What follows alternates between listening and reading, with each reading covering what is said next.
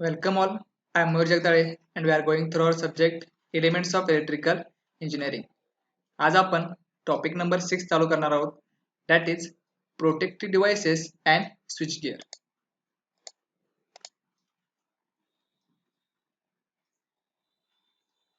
First we will see the introduction of our chapter. ठीक आहे. We should learn about protective devices and switchgears. Okay. आता protective devices म्हणा किंवा स्विचगिअर म्हणा त्या चॅप्टर मध्ये आपल्याला काय काय शिकायचं आहे. जर तुम्ही आपल्या घरामध्ये बघितलं तर वेगवेगळ्या प्रकारचे फ्यूज असतात बघा. ठीक आहे.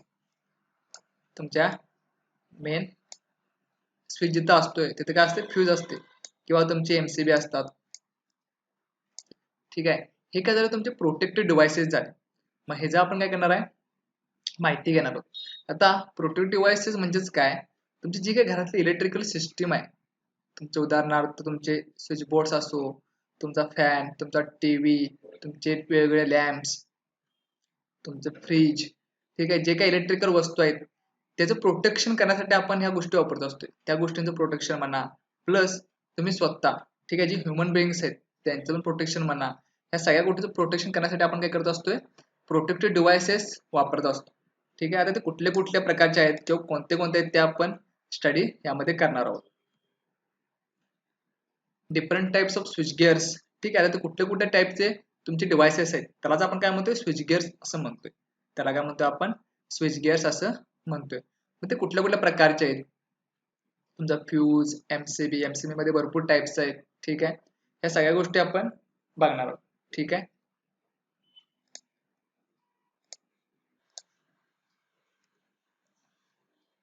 नेक्स्ट आहे तुमची अर्थिंग सिस्टीम. ठीक आहे. जसे वेगवेगळे तुम्ही काय बघणार आहे, स्विच गिअर डिव्हायसेस बघणार आहात, तसं आपल्याला काय पाहायचं आहे, अर्थिंग सिस्टीम. तुम्ही बऱ्याच वेळा ऐकला असशील आमच्या घरात अर्थिंग आहे किंवा नाही आहे. ठीक आहे. अर्थिंग अर्थिंग खूप वेळा ऐकला असशील. माझ्या बोर्डमध्ये अर्थिंग आहे की नाही चेक करा. ठीक आहे. म्हणजे अर्थिंग म्हणजे ऍक्च्युली काय असते, पण ते अर्थिंग करायच्या पद्धती कुठल्या आहेत हे पण आपण या चॅप्टर मध्ये बघणार आहोत. त्यानंतर आई रूल्स. ठीक आहे. Indian electricity rules. काही रूल्स आहेत, जसं आपण ISI स्टँडर्ड म्हणतोय ना, एक ठराविक वस्तू घेताना तुम्ही काय म्हणताय, अरे बाबा ISI स्टँडर्ड असेल तरच घे. तसं आपल्या इलेक्ट्रिकल मध्ये पण काही रूल्स आहेत. तुमचं फिटिंग कसं असलं पाहिजे, तुमची अर्थिंग सिस्टीम कशी असली पाहिजे, तुमचे स्विच गिअर्स कुठल्या पद्धतीचे असले पाहिजेत, त्याचे रेटिंग कसे असले पाहिजेत, ह्या सगळ्या गोष्टी कशावर डिपेंड असतात, तुमच्या आई रूल्सवर डिपेंड असतात. ओके. ठीक आहे. मे बी तुम्हाला समजलं असेल आपल्याला चॅप्टर मध्ये काय करायचं आहे. जे काही तुमचे प्रोटेक्शन देणारे डिव्हायसेस आहेत तुमच्या सप्लाय सिस्टीमला, तुमच्या इक्विपमेंट्सना, प्लस तुम्हाला, त्या सगळ्यांना जो काय प्रोटेक्शन देणार आहेत त्या सगळ्या डिव्हाइसेस आपण स्टडी करायची. ठीक आहे. त्यामध्ये फर्स्ट बघूया आपण फ्युजेस. ठीक आहे. फ्यूज सगळ्यांना माहिती आहे, मे बी ज्यांना माहित नसेल त्यांना आता माहित होईल. Fuse is a simplest device, a wire basically, which break the circuit under abnormal condition. That is, it interrupts current under fault condition and is not able to make or break the circuit under normal condition. ठीक आहे. Simple भाषेत सांगतो तुम्हाला.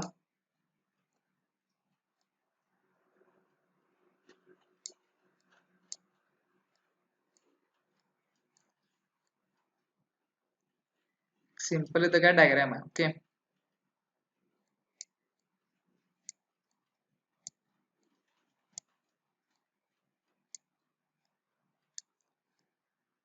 हा माझा phase wire आहे आणि ही neutral आहे. या ठिकाणी मी काय केल्या, फ्यूज कनेक्ट केल्या. हा तुमचा स्विच आहे. ओके. त्यानंतर इथं तुमची काय, लॅम्प आहे. ठीक आहे. हा स्विच आहे आणि ही तुमची न्यूट्रल कनेक्ट केली. आता ह्यामध्ये कसं आहे बघा, तुमच्या फेजला काय असतोय, तुमचा फ्यूज कनेक्ट केलेला असतो. आता फ्यूजचं काम काय असतंय, ज्या वेळेला तुमची अबनॉर्मल कंडिशन येईल, abnormal condition in the sense what, या ठिकाणी सपोज फॉल्ट क्रिएट झाला, या सेकंड काय झाला, तुमचा फॉल्ट क्रिएट झाला. फॉल्ट म्हणजे तुम्हाला माहित असते, शॉर्ट सर्किट झाले म्हणता तुम्ही, बरोबर आहे.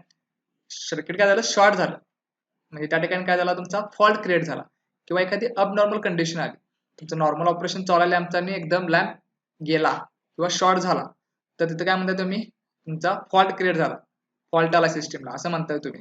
मग ज्यावेळेला तुमचा फॉल्ट येतो ना त्यावेळेला हा फ्यूज काय करतो, ही लिंक तोडतो तुमची. ठीक आहे, लिंक तोडतो म्हणजेच काय करतोय तो, ही मधली कनेक्टेड वायर आहे ती ब्रेक करतो आणि अशा प्रकारे तुमचं काय करणार, तो सर्किट ओपन करणार. ठीक आहे, म्हणजे जो काय तुमचा इथून सप्लाय करंट येत होता, हा करंट तुमचा फेज मध्ये असणार आहे ना, जो तुमचा सप्लाय करंट येत होता तो इथंच येऊन थांबणार आहे, तो पुढे जाणार आहे काय इकडे या ठिकाणी. त्यामुळं काय होणार आहे बघा, जर तुमचा इकडे पुढे करंट गेलाच नाही तर जे काय तुमचे लॅम्प असतील, पुढे फॅन असेल, तुमचा टीव्ही असेल, जे काही डिव्हाइसेस इथून पुढे कनेक्टेड आहेत ते सगळे काय होणार आहे, तुमचे सुरक्षित राहणार आहेत. का सुरक्षित राहणार आहेत, जो का तुमचा करंट वाढून येणार आहे किंवा तुमचा शॉर्ट सर्किट करंट जो पुढे येणार आहे आणि त्यामुळे तुमच्या जो डिव्हाइसला हानिकारक करणारा करंट आहे तो काय होईल, अवॉइड होईल किंवा तिथपर्यंत तो येणारच नाही. त्यामुळे तुमचे इक्विपमेंट काय राहतील, सुरक्षित राहतील. त्यामुळे फ्यूजचं काम काय समजलं, फ्यूज काय करणार, ज्यावेळेला फॉल्ट क्रिएट होईल त्यावेळेला तो जे काही तुमचं इथलं लिंक आहे ते मेल्ट करणार, म्हणजे ते लिंक काय होते, ओपन होते आणि ओपन झाला म्हणजेच काय, करंट तुमचा फ्यूज पाशी येऊन थांबणार, तो पुढे जाणारच नाही.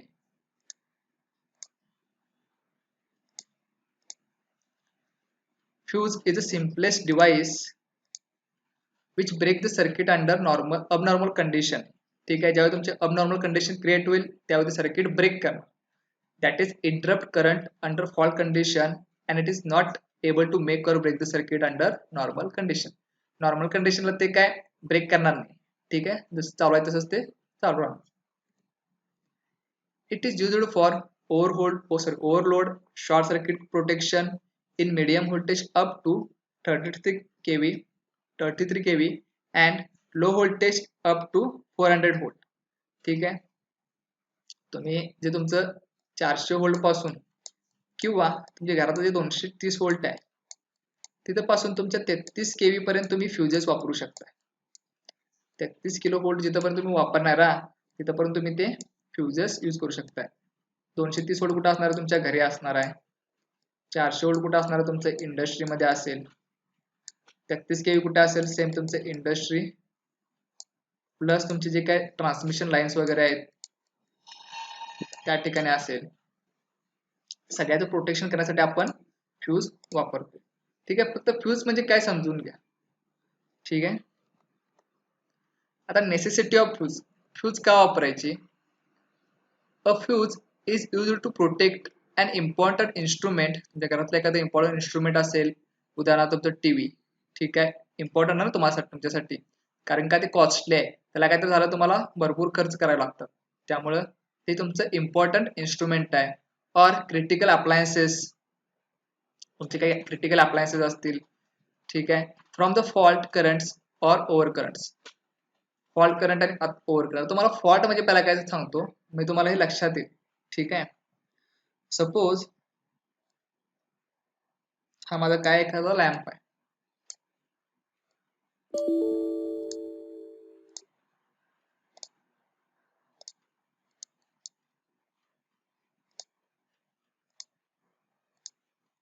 ठीक आहे,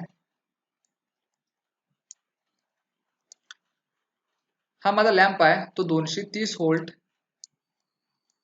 आणि सपोज 1 एम्पियर करंट घेतो. 1 एम्पियर करंटवर तो चालतोय. 230 व्होल्ट आणि 1 एम्पियर त्याला करंट मिळाला की तो लॅम्प काय होते, माझा ग्लो होतोय. ही जी लिमिट आहे 1 एम्पियर, समजा 1 एम्पियर पेक्षा करंट जास्त गेला, सपोज 2 एम्पियर करंट गेला, ज्यावेळेला फॉल्ट क्रिएट होतो म्हणजेच काय होतं, तुमचा करंट वाढतोय सिस्टीम मधला. ज्यावेळेला तुमचा फॉल्ट क्रिएट होतो ना सिस्टीम वरती, तिथे समजा फॉल्ट क्रिएट झाला तर सिस्टीम मधला करंट वाढतोय. मग जिथे तुमचा 1 एम्पियर हवा आहे तुमच्या लॅम्पला, त्या ठिकाणी जर 2 एम्पियर आला तर काय होणार आहे, ते सहन करू शकणार आहे का लॅम्प, नाही, कारण त्याची कॅपॅसिटी किती आहे, 1 एम्पियर पर्यंत आहे. तर त्याला तुम्ही 2 एम्पियर दिला तर तुमचा ऑब्व्हियसली लॅम्प काय होणार आहे, जळणार आहे किंवा ब्लो होणार आहे. ठीक आहे, त्यामुळं फॉल्ट कंडिशनला काय होतं, तुमचा करंट इन्क्रीज होतोय आणि त्यामुळे तुमचं इक्विपमेंटला काय असते, ते हानिकारक असते किंवा ते त्याला डॅमेज करू शकते. त्यामुळे आपण प्रोटेक्टिव्ह डिव्हाइसेस वापरत असतो. ठीक आहे, आता तुम्हाला समजलं असेल फॉल्ट मुळे काय होते. Okay,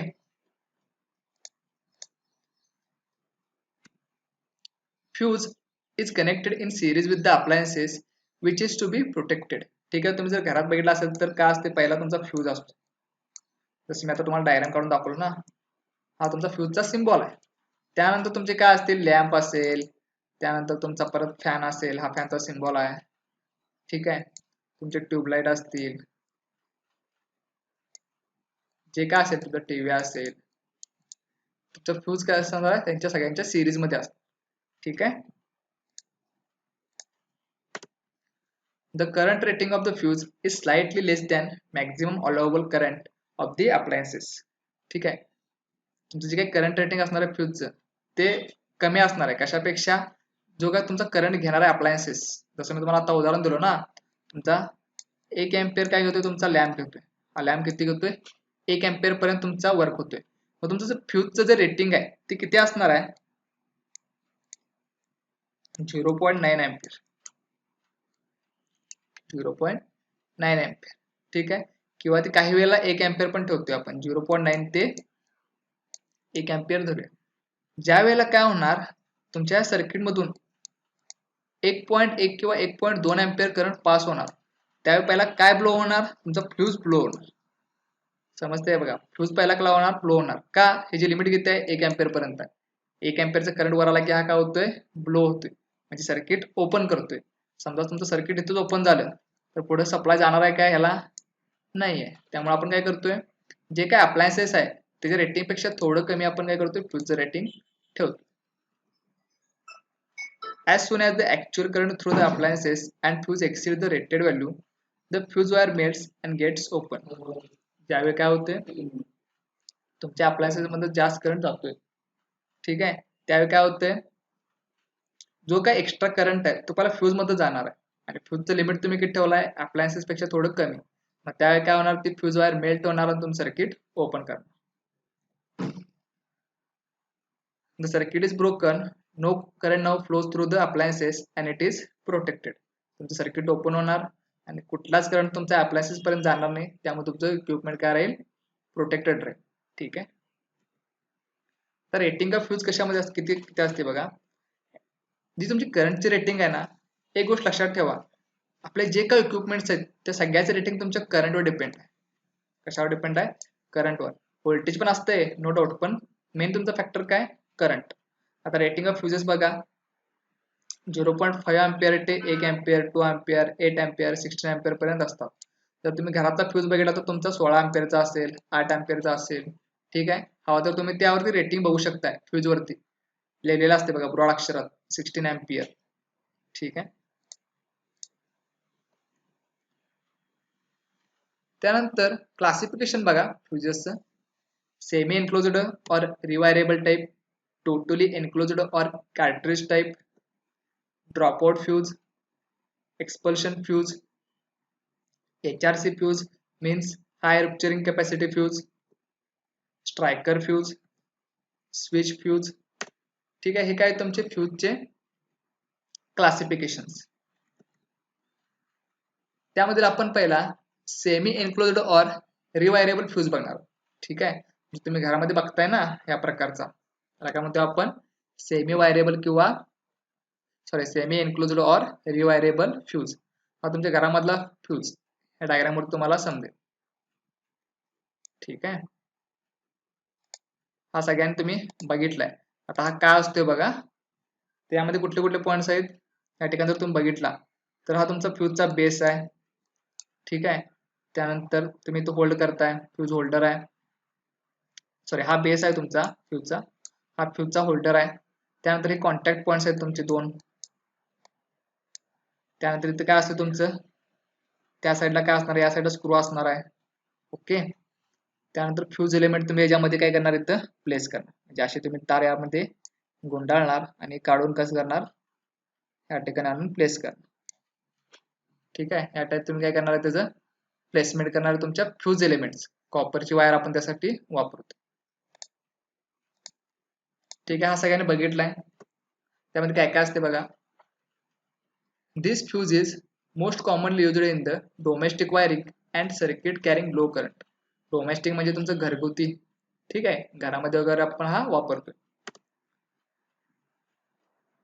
The fuse wire is fitted on the porcelain carrier which is fitted in the porcelain base.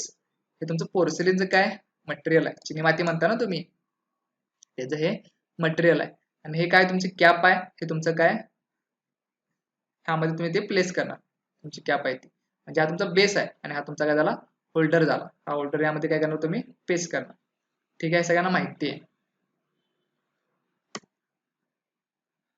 whenever the fuse wire blows off, आणि फ्यूज वायर काय करताय तुम्ही यामध्ये प्लेस करताय, जसं तुम्हाला मी आता दाखवलो ना, हे कनेक्शन इथून घेणार आणि या टेकून बाहेर काढून असं याला प्लेस करणार. ठीक आहे, आता तुम्हाला हे समज असेल. या ठिकाणी जर तुम्ही बघितलं तर तुम्हाला दिसेल बघा फ्यूज वायर प्लेस केलेली. ओके,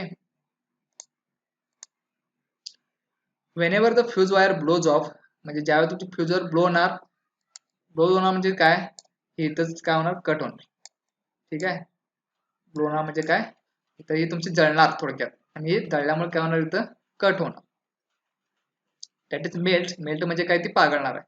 ड्यू टू ओव्हरलोड और short circuit we can pull out the fuse carrier, then place the new fuse wire and restore the service. तुम्ही काय करायचं, हे होल्डर काढायचं, हे तुमची वायर काढून टाकायची, नवीन वायरला गुंडाळायची आणि परत त्यामध्ये प्लेस करायचं. इतकं सोपं असतं तुमचं फ्यूज बदलायचं. ठीक आहे, तुमच्या घरामध्ये वगैरे जर फ्यूज वगैरे गेले असेल तर तुम्ही हे करू शकता. ठीक आहे, प्रॅक्टिकल तुम्हाला जर आल्यानंतर मी तुम्हाला सांगेनच हे कसं करायचं असतं. फक्त लक्षात ठेवा फ्यूज कशी बदलायची असत्या. ह्याला एक तार गुंडाळलेल्या असत्या, ती जर जळली असेल तर तुम्ही ती रिप्लेस करायची, आणि ती फक्त कॉपर तार पाहिजे, कुठली पण तार आणून जोडायची नाही. The fuse wire may be made up of lead, tinned copper or alloy of tin lead. ठीक आहे, तुमचं मटेरियल आहे बघा, हे मटेरियल तुम्ही फ्यूज एलिमेंट म्हणून वापरू शकता. The faulty or broken fuse wire should be replaced by wire of a correct size and correct specification. Otherwise, it may prove dangerous with the possibility of the equipment burning out. ठीक आहे, आता selection करताना आता मी तुम्हाला सांगितलं ठीक आहे बदला, पण कसं आहे माहिती आहे का, ह्याचं सिलेक्शन पण प्रॉपर असायला पाहिजे. तुमच्या घरामध्ये किती करंट आहे त्यानुसार किती जाडी तुमची काय पाहिजे ही वायर पाहिजे, किती जाडी तुमची काय पाहिजे ही वायर पाहिजे, हे पण इम्पॉर्टंट आहे. तुम्हाला जसं म्हटलो ना, जर जास्त जाडी तुम्ही वायर घेतला आणि तुमच्या घरामध्ये जर काय असेल करंट कमी असेल तर ती फ्यूज ब्लोच होणार नाही, ज्यावेळी ओव्हर करंट येईल त्यावेळेला. त्यामुळे ती जाडी स्पेसिफिकेशन नुसार असायला पाहिजे. ठीक आहे, हे तुम्हाला प्रॅक्टिकली मी सांगेन ज्यावेळी आपण फिजिकली चालू होईल त्यावेळेला.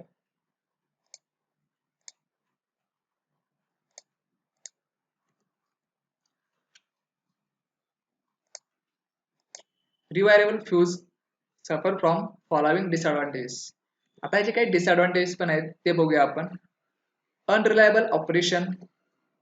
Since the fuse wire is exposed to atmosphere, it gets oxidized, deteriorated, and the wire cross-sectional area decreases with passing of time. This increases the fuse wire resistance and fuse would blow at lower currents. ठीक आहे, तुमचं काय होतंय, बाहेरच्या साईडला तुमचा fuse वगैरे असतात बघा, त्यामुळे त्याचं ऑक्सिडेशन होणे किंवा ते खराब होणे या गोष्टी होत असतात. मेकॅनिकल डॅमेज पण होऊ शकतोय, आणि जसं जास्त तुमचा टाइम जाईल तसं काय होऊ शकतं, ते ह्या गोष्टीमुळे तुमचं जे काही ऑक्सिडायझेशन आहे किंवा तुमचं जे डिटोरेशन आहे त्याच्यामुळे काय होऊ शकते, तुमच्या वायरची साईज कमी होऊ शकते आणि एकदम स्मॉल करंटला पण तो ब्लो होऊ शकतो. Local heating caused by loose connection etc. Local heating म्हणजे जे वातावरण आहे किंवा टेम्परेचर आहे त्यामुळे पण हिटिंग, किंवा तुमच्या करंट जो आहे तुमच्या काय वायरमध्ये जो करंट आहे त्यामुळे पण हिटिंग होऊ शकते. ठीक आहे, त्यामुळे लूज कनेक्शनचा प्रॉब्लेम जर झाला तर ह्या गोष्टी होऊ शकतात. Lack of discrimination. These fuses can blow due to large transient current that flow at the time of starting of motors and switching, while working with transformer, capacitor and fluorescent lamp etc. unless fuses of sufficiently high rating are used.